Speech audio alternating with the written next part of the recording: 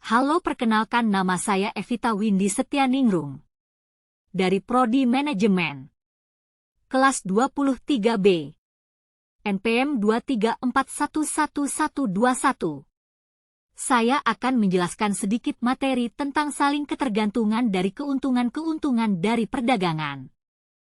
Konsep saling ketergantungan dari keuntungan, mutual interdependency of gains, merupakan dasar dari teori perdagangan internasional yang dikembangkan oleh ekonom klasik, terutama oleh David Ricardo, dan dikenal sebagai teori keuntungan komparatif.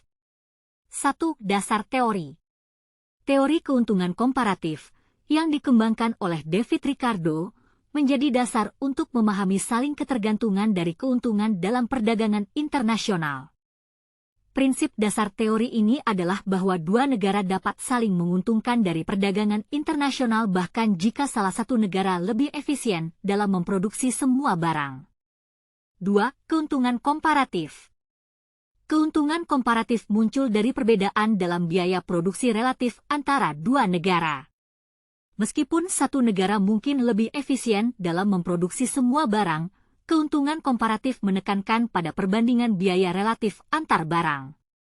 3. Spesialisasi dan efisiensi. Negara akan cenderung memproduksi barang dan jasa yang dapat dihasilkan dengan biaya relatif lebih rendah dibandingkan dengan mitra dagangnya.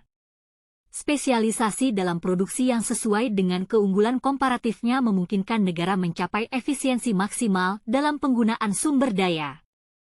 4. Ilustrasi praktis. Misalnya, pertimbangkan dua negara, A dan B. Negara A mungkin lebih efisien dalam produksi pakaian, sedangkan negara B lebih efisien dalam produksi komputer. Dengan berfokus pada keunggulan komparatif, keduanya dapat mencapai keuntungan bersama dengan saling bertukar barang. 5.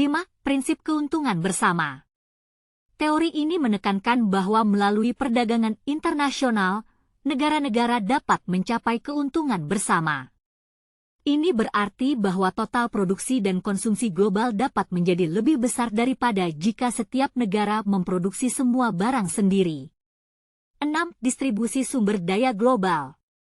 Dengan adanya perdagangan internasional berdasarkan keuntungan komparatif, terjadi redistribusi sumber daya dan pekerjaan antar negara. Hal ini dapat meningkatkan efisiensi penggunaan sumber daya global dan menghasilkan peningkatan kesejahteraan di masyarakat global. 7. Pentingnya perdagangan bebas. Konsep saling ketergantungan dari keuntungan menyoroti pentingnya perdagangan bebas. Dengan memberikan akses pasar yang lebih luas, negara dapat memanfaatkan keunggulan komparatifnya dan memperoleh manfaat dari produksi lebih efisien. 8. Inovasi dan pertumbuhan ekonomi.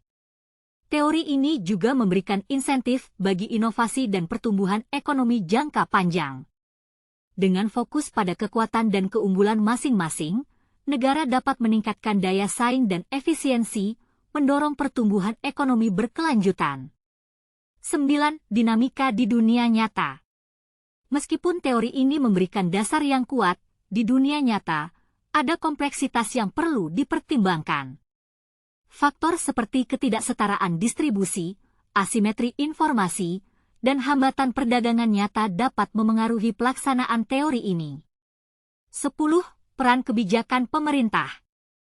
Pemerintah memiliki peran penting dalam menciptakan lingkungan yang mendukung perdagangan internasional berdasarkan keuntungan komparatif.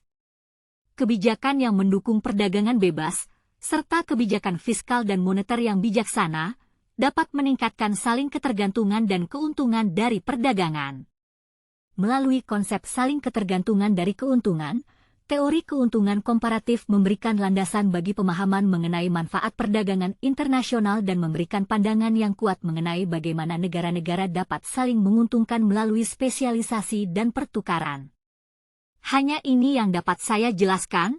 Semoga teman-teman dapat memahaminya. Terima kasih.